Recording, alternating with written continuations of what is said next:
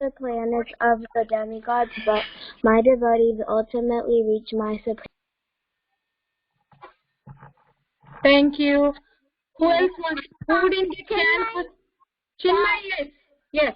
Antavantatu phalam tesham tadbhavati alpamedasham devan devaya joyanti madhvakchayanti mamapi. Men of small intelligence worship the demigods and their fruits.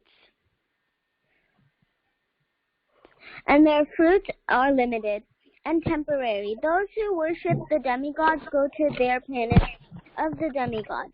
But my devotees ultimately reach my supreme planet. Thank you, Chinmay. Who wants to any of the shloka? Like if you know the previous one also, if you want to say, you can please say. Abhiram. Okay, Abhiram.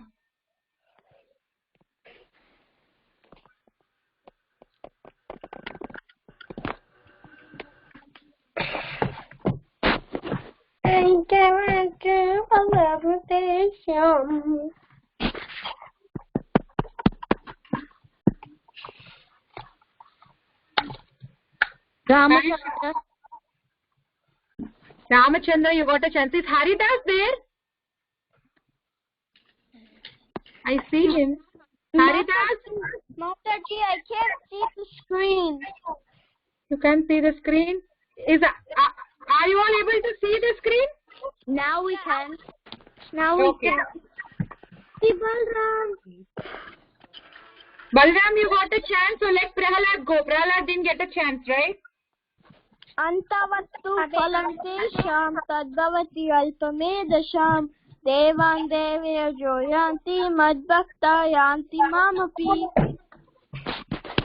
Thank you, Prahalad.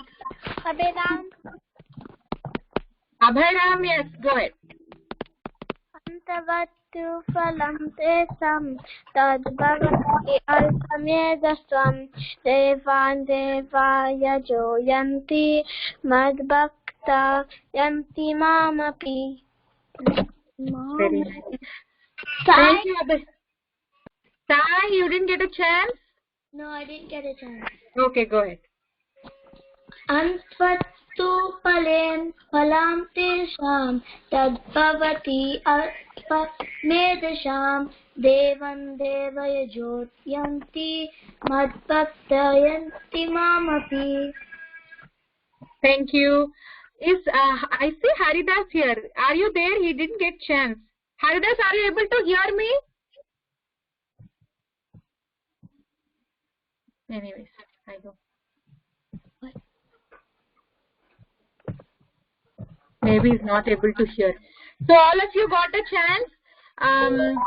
You all very nicely practiced both. These two are one of my favorite slokas. They're very nice to say also.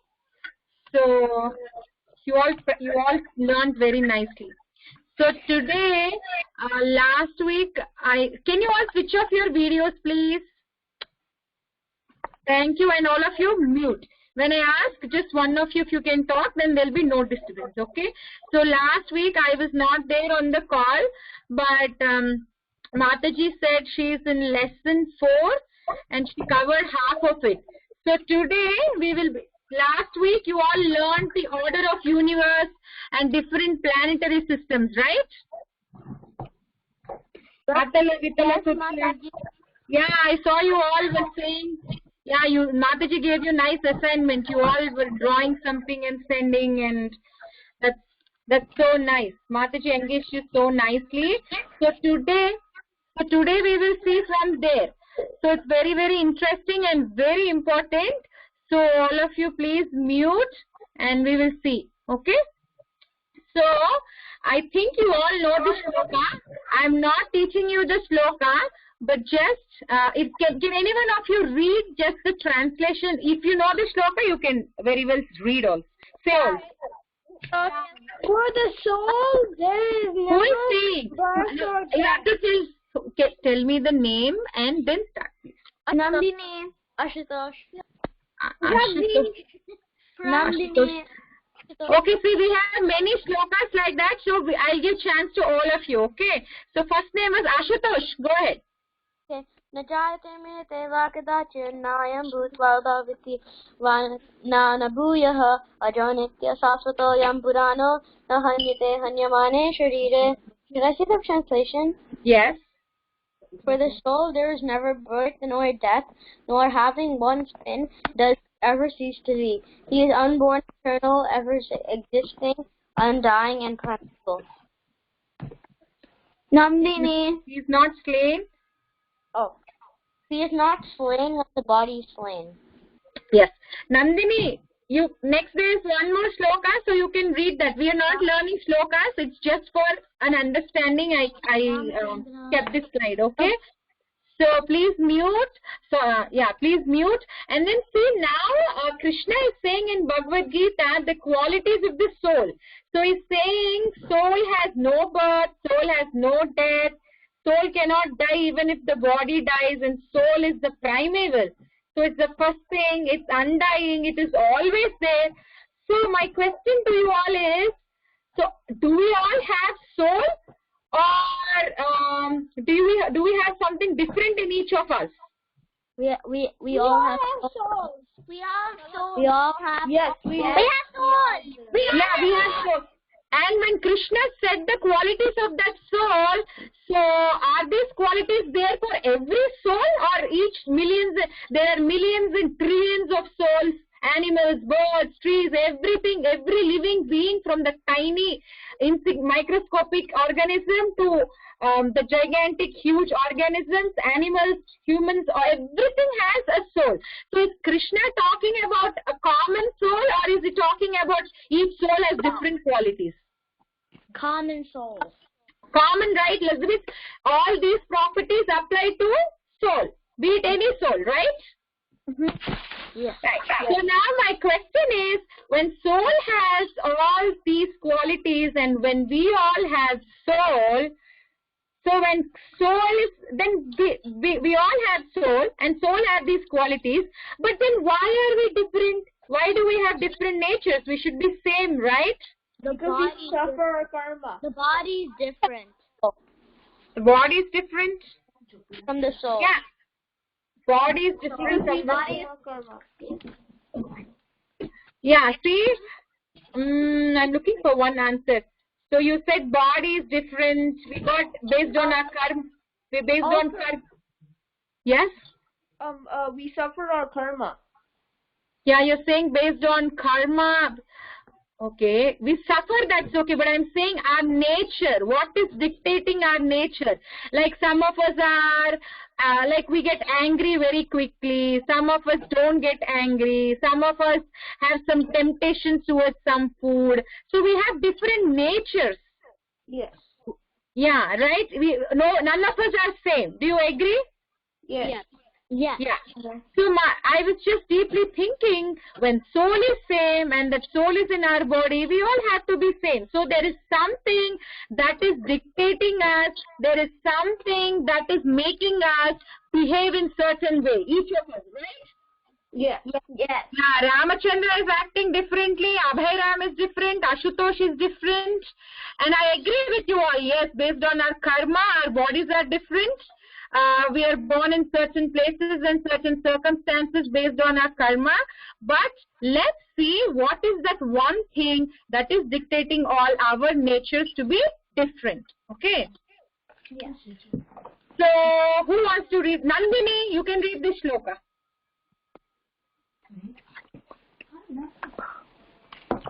Mataji, I don't want to.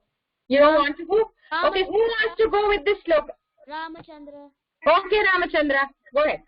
Mama vamso jivaloke jivabhutah sanatanah manah sastani nindriyani prakriti sthani karsati. Translation. The living entities in this conditioned world are my eternal fragmental parts. Due to the conditioned life, there are struggling very hard with 6 senses, including the mind. Yeah. So Krishna is saying here to Arjuna that the living entities are my part and parcels. So be it any living entity, it's not just humans, from a small insignificant ant to to any, like the largest, the highest, even Brahma. So he's saying all of you are my parts and parcels, but he's saying you have a conditioned life. So we were all part and parcel of Krishna, like this finger is part and parcel of us. And when it breaks, suppose accidentally or by any chance if it breaks, does the finger have a value? No. No, it becomes useless, right?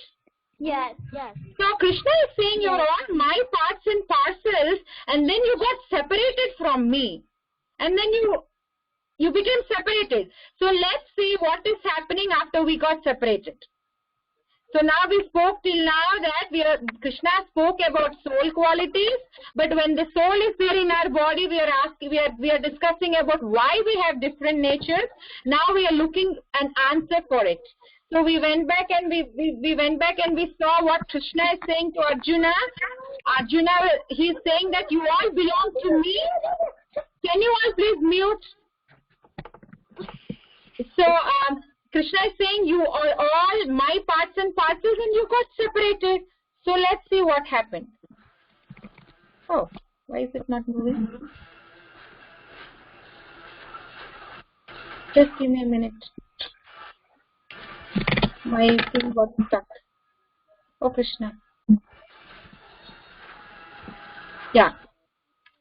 So now, what happens to that soul which got separated from Krishna, and we got separated? Where did we come? We came to this material world. Yeah, we came to this material world. So let's see what happened then. We were there with Krishna, then we came down. So just, do you see 2 examples there? What are you seeing on the screen? Water, rain, water, rain, sun, water, sun. So all of 5. All 5 elements. No. Okay, now you mute. I'm going to say the first picture I kept a rain. Rain. What is happening? Do you all know that rain is so pure when it is coming from the sky, from the clouds? Yes. It's very pure. So the next picture you see the rain is very, very dirty. So rain is very pure when it didn't touch the ground. But when once it touched the surface, when it came in contact with the ground, it became contaminated. It became dirty. Does that mean that the original nature of rain was impure? No. No, right? Rain is coming with, something. It came in touch with something that made it impure, right? In the second picture, first picture shows the sun is very, very bright. But in the second picture, what happened? There's a cloud which is covering it. Yeah. So when the cloud covers, what happens to the sun? There's no sunlight. Does that mean that sun is not bright? No. Does that mean that sun lost its original identity? No.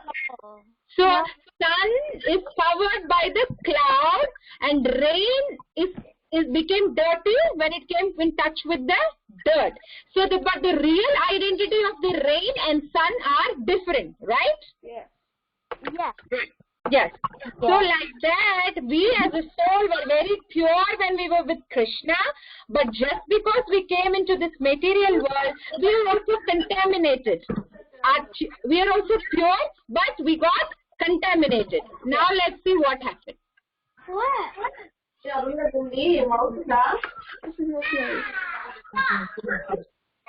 Oh, so who wants to read this? Who wants to read this?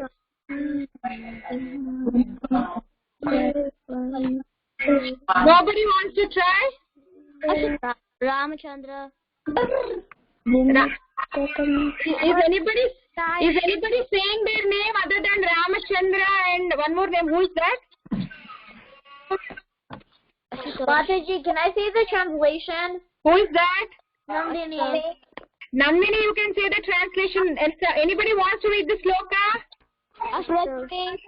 Ashutosh. Ashutosh. Okay, read. Ashutosh, are you reading? Yes. Yes. Start. Nani. Padma. Manyate. Okay, thank you. Nandini, read the translation. The bell is the spiritual soul under the influence of the three modes of material nature, thinks itself to be the door of activities, which are actuality carried out by nature. Yes. Somebody please, Mataji, somebody has to mute yourself. There's a lot of disturbance. Please check if all of you are muted. I think Jagdish and Vaishnavi, you're not muted. Please mute.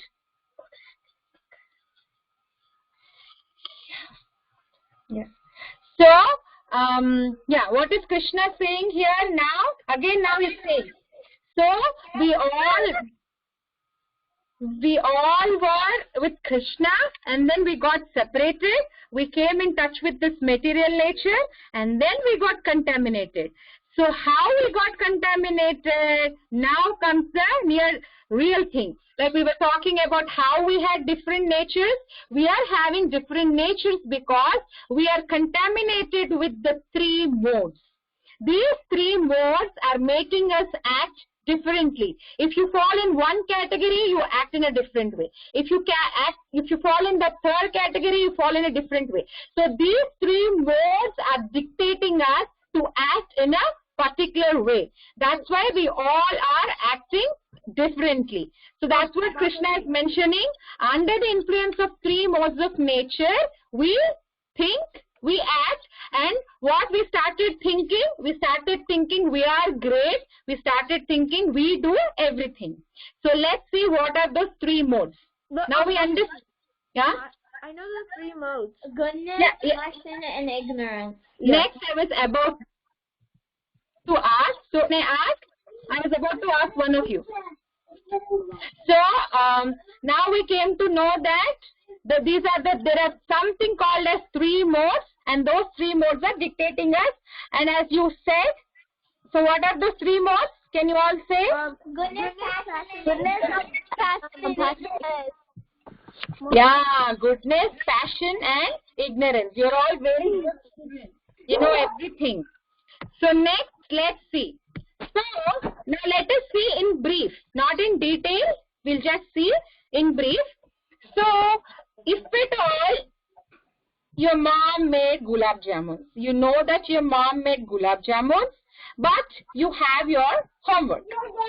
You have your. Somebody has to mute. Yeah, see. So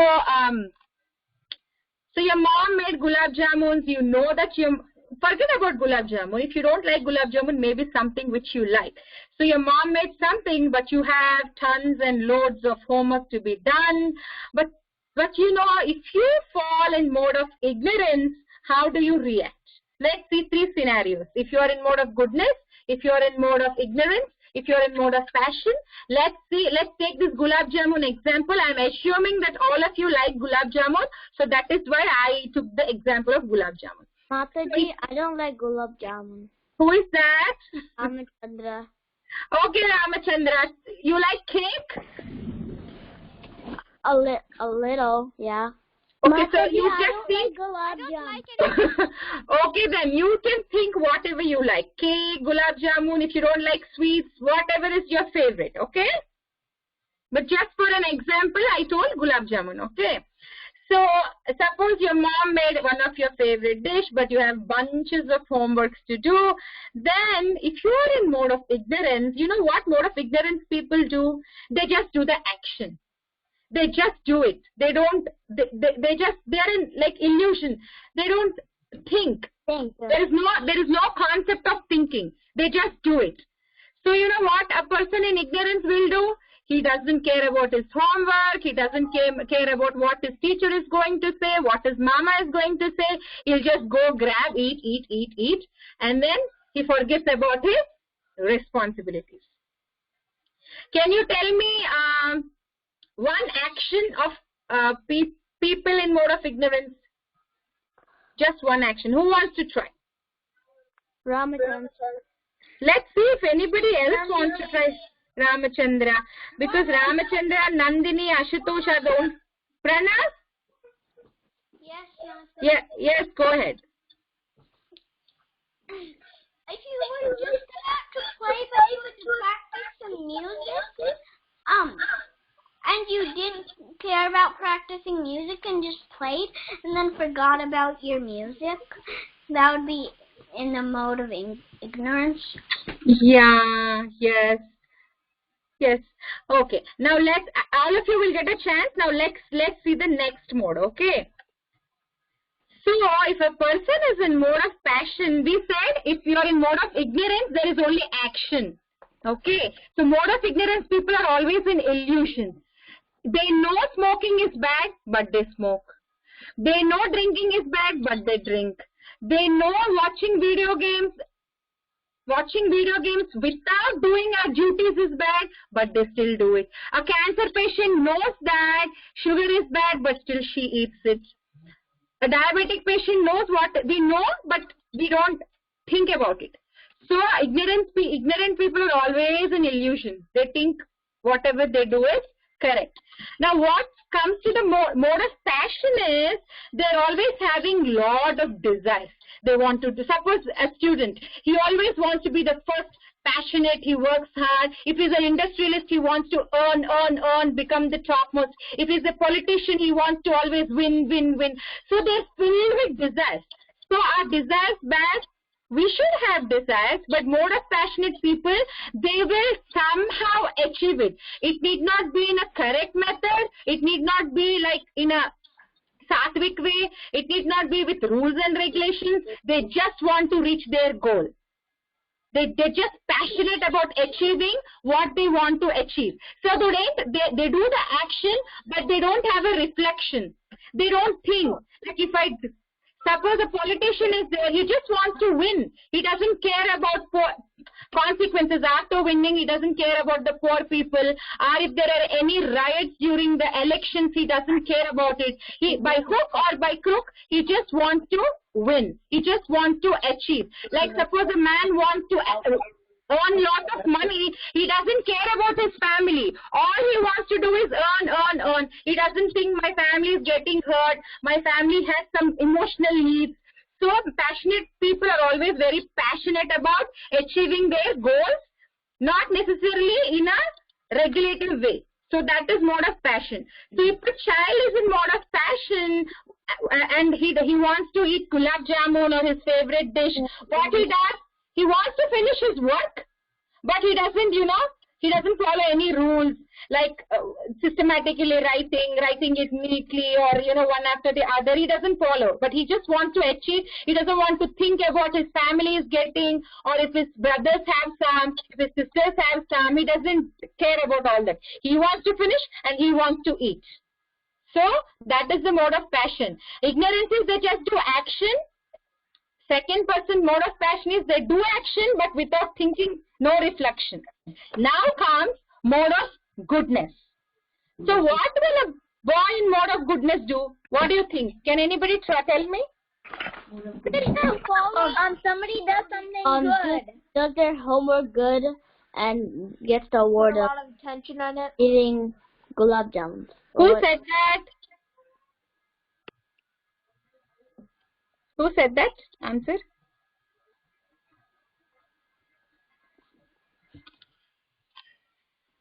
Yes, a mode of goodness person, he has an action and he has a reflection. He will even think about the consequences and he acts accordingly, that not only he is not, he acts such that there is nothing bad happening by his action. So he always makes sure that he acts in a good way. So what he does, he finishes his homework systematically and he waits for his parents to give him gulab jamun. Then he will go and eat.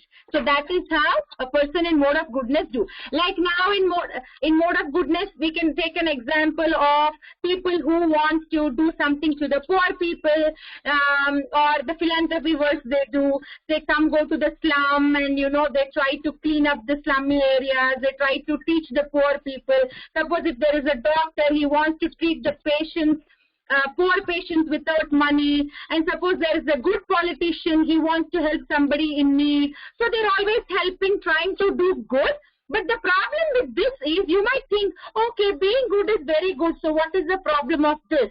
But you know what happens? There is one problem with this. When we start doing good things, we will be thinking self-satisfied. We'll be thinking, okay, I'm doing good, and you're so happy doing that, and you just get attached to doing good. So you still are here only.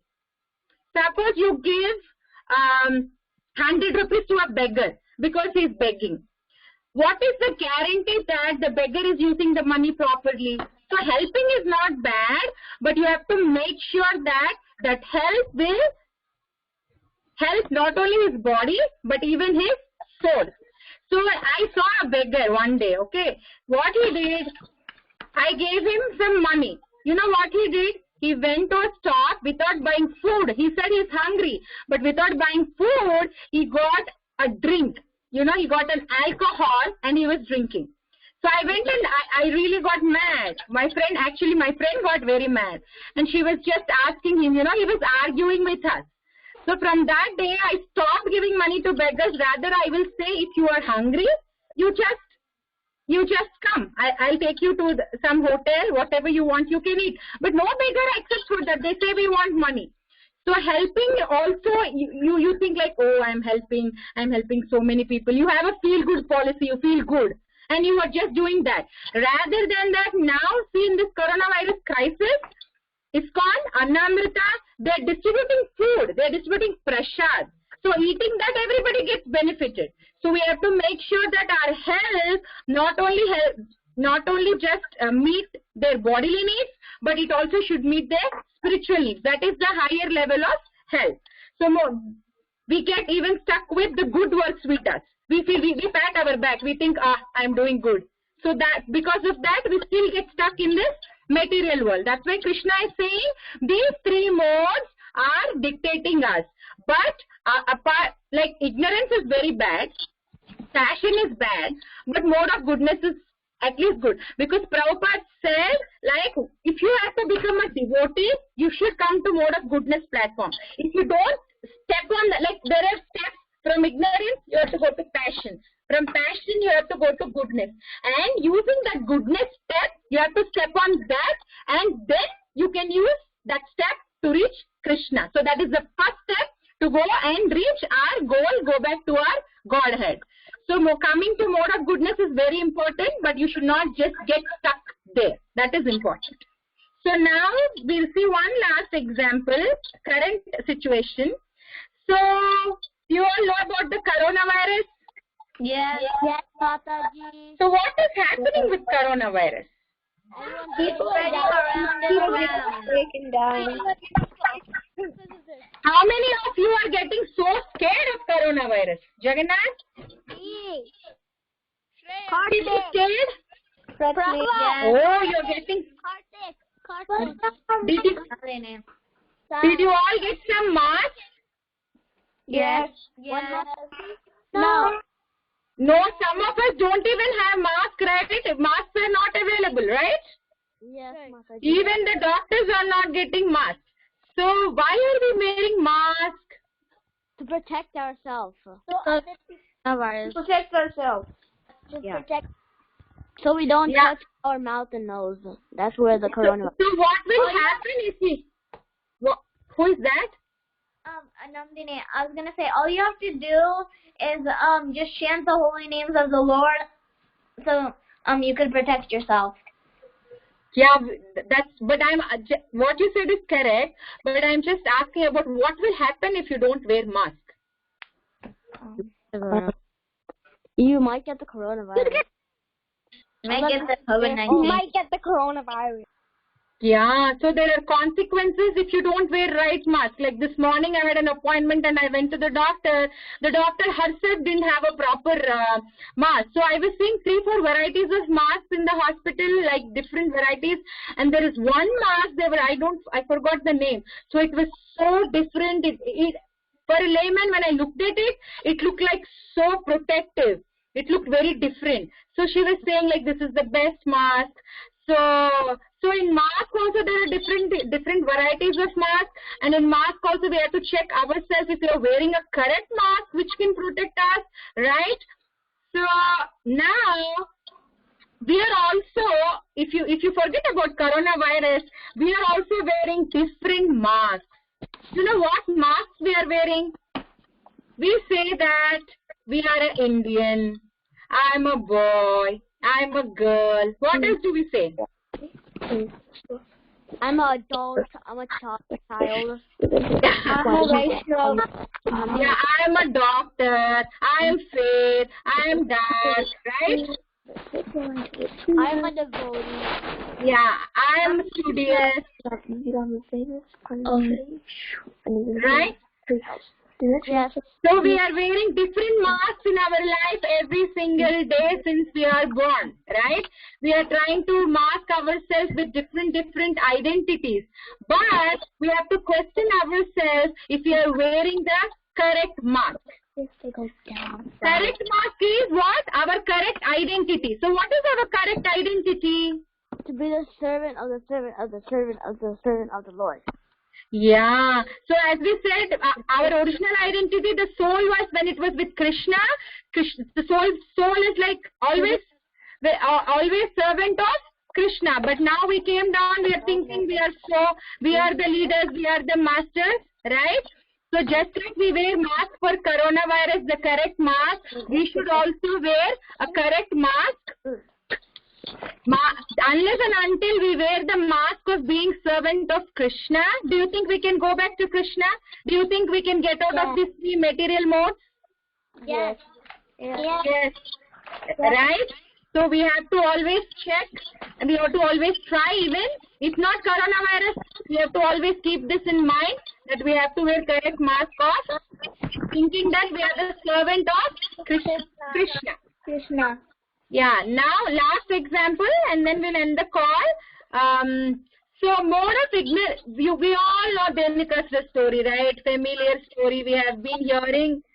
Oh, yes. From childhood you have been watching Little Krishna and you know the story. So there is no need to mention the story. But you know Dhenukasura was one example of mode of ignorance. Dhenukasura was illusion. You know, Dhenukasura was thinking he was the master, right? He was behaving very proud way, right? Dhenukasura, he forgot that Krishna and Balaram are the masters. He didn't even realize. He was an illusion. But then who came and killed Dhenukasura? Balaram. Yeah. So there is one lesson that we have to learn here. Balaramji, who is Balaramji? Krishna's brother. Krishna's older brother. Yeah.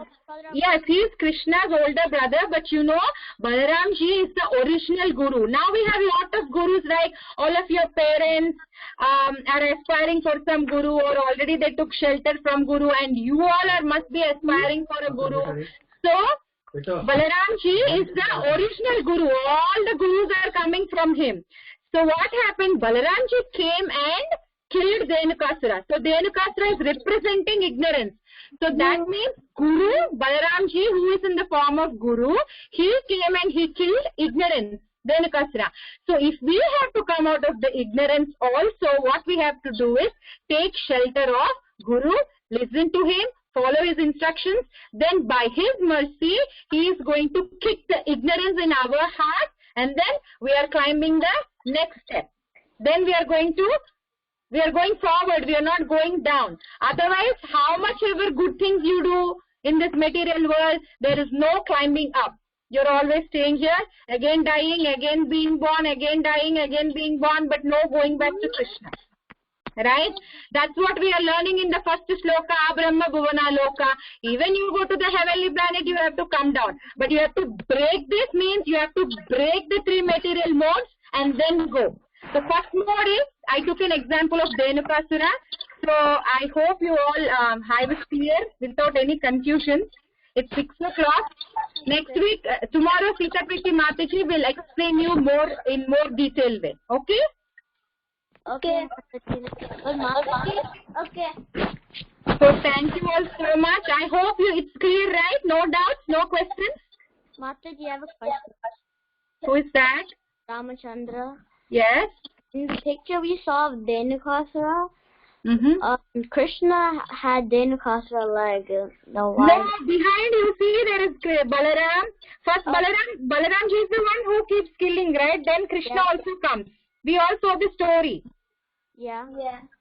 Yeah, I also got that doubt. I know you kids are smart and you laugh, but I was seeing Balaramji behind. See, he's lifting Dhenukasura. Oh, that's Yeah. Right? So it is 6:05. Maybe the next batch is waiting. So thank you all so much for being good children. We'll see you next week, okay? Okay. Hare Krishna Mataji, thank you. Thank you. Thank you, Mataji, for the call. Hare Krishna Mataji, thank you. Mataji, thank you. Thank you for the call.